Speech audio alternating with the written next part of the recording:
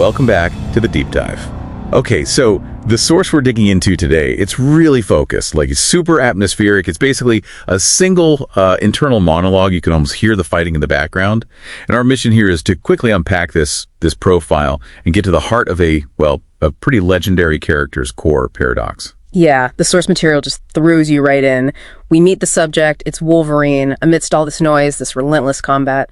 So yeah, our job is to figure out how someone so defined by fighting tries to see himself, separate from that violence, or maybe because of it. Right. And one of the first things that really hits you is just how long this has been going on for him.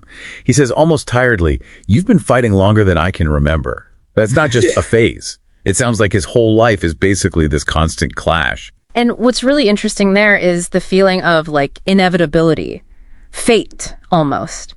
The source immediately follows up with, doesn't matter where I go, how far I run, that's always waiting. So it frames it less like he's just accident prone and more like trouble is actively hunting him down.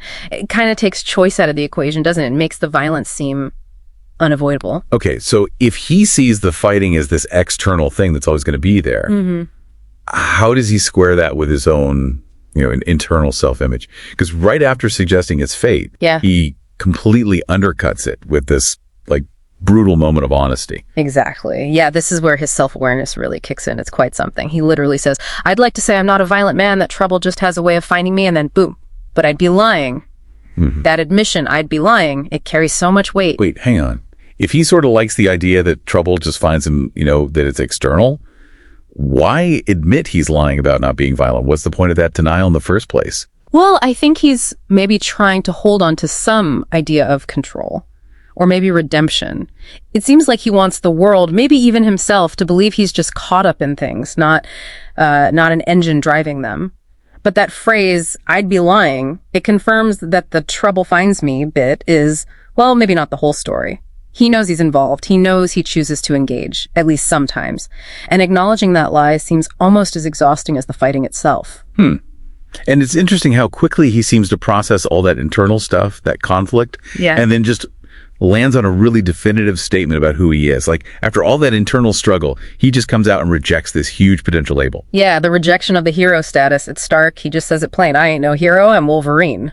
So what does that mean then? Yeah. If he's always saving people, doing heroic things, why push back so hard against the title? Well, maybe for you, the listener, the question is rejecting the hero title actually a form of deep honesty? Or even humility? Why insist on just being Wolverine?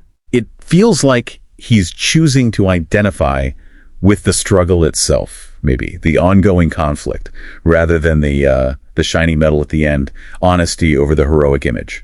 I think that's it, exactly. The sources really define him, not through his powers, not even through the good deeds, but through this constant, brutal honesty about his own violent nature. His identity seems rooted in that fight, and crucially in his conscious choice not to wear the hero label, because he knows what goes into it, the darkness involved. He's just Wolverine. Perpetual conflict acknowledged. Okay, so let's quickly recap what we've pulled from this really intense source. This dive shows us a character defined by perpetual war both outside and inside. And he finds his definition, paradoxically, through being honest about his violence and pointedly refusing to be called a hero. Right. Which leaves us with a final thought for you to mull over.